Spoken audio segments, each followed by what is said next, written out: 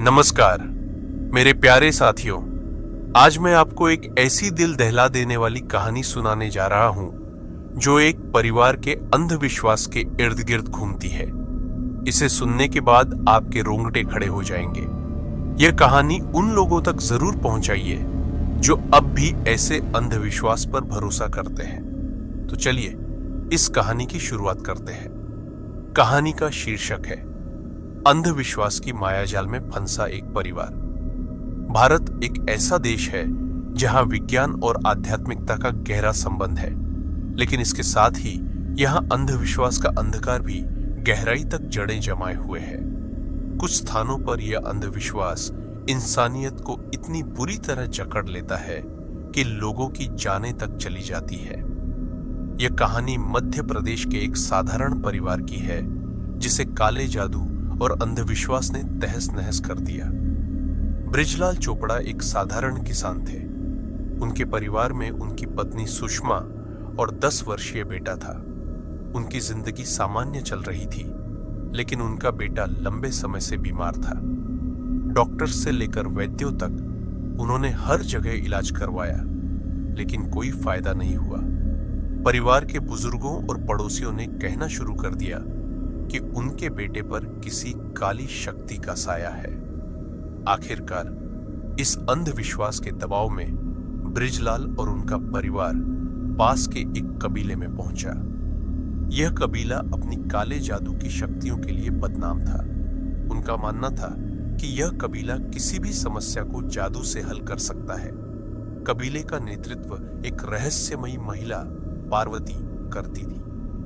पार्वती ने आते ही बृजलाल को घूरा और अपने साथियों से कहा, यह आदमी कोई साधारण व्यक्ति नहीं है, यह एक शक्तिशाली जादूगर है। इसकी शक्तियां हमारे लिए खतरा बन सकती हैं, इसे खत्म करना होगा। बृजलाल और उनकी पत्नी ने लाख मिन्नतें की कि वे निर्दोष है, लेकिन कबीले के लोग उनकी बात सुनने को तैयार नहीं थे। पार्वती ने घोषणा की कि बृजलाल के हाथों में उसकी सारी शक्तियां हैं। उसने अपने अनुयायियों को आदेश दिया कि उसके हाथ काट दिए जाएं। कबीले के कुछ लोगों ने त्रिशूल और तलवारों से लैस होकर बृजलाल को घेर लिया। एक व्यक्ति आगे बढ़ा और बेरहमी से बृजलाल के हाथ काट दिए।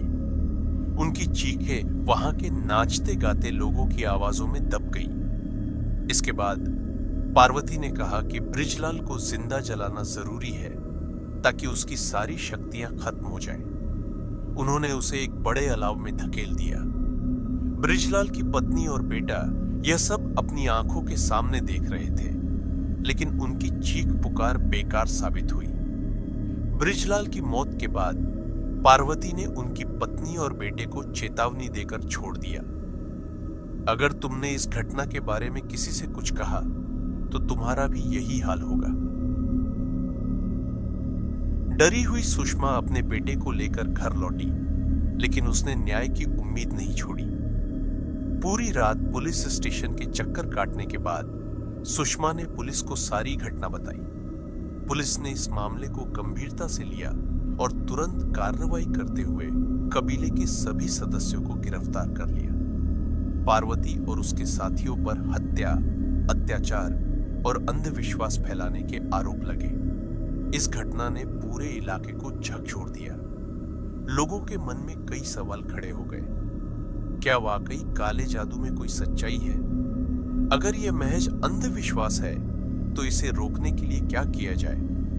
हर साल कितने निर्दोष लोग इस अंधविश्वास का शिकार होते हैं? यह घटना यह दिखाती है कि अंधविश्वास और काले जादू जैसे भ्रम हमारे समाज को किस तरह से बांध सकते हैं। आज समय है कि लोग जागरूक हों और तर्क और विज्ञान को अपनाएं। जब तक अंधविश्वास को जड़ से खत्म नहीं किया जाएगा, तब तक निर्दोष लोग इसका शिकार होते रहेंगे। बृजलाल का परिवार एक उदाहरण है कि कैसे अंधविश्वास लोगों की जान ले सकता है। यह घटना हमें यह समझने का अवसर देती है कि केवल शिक्षा और जागरूकता ही इस मायाजाल से छुटकारा दिला सकती है। आशा करता हूं कि यह कहानी आपको जरूर पसंद आई होगी। अगली कहानी में फिर मिलेंगे। तब तक के लिए धन्यवाद।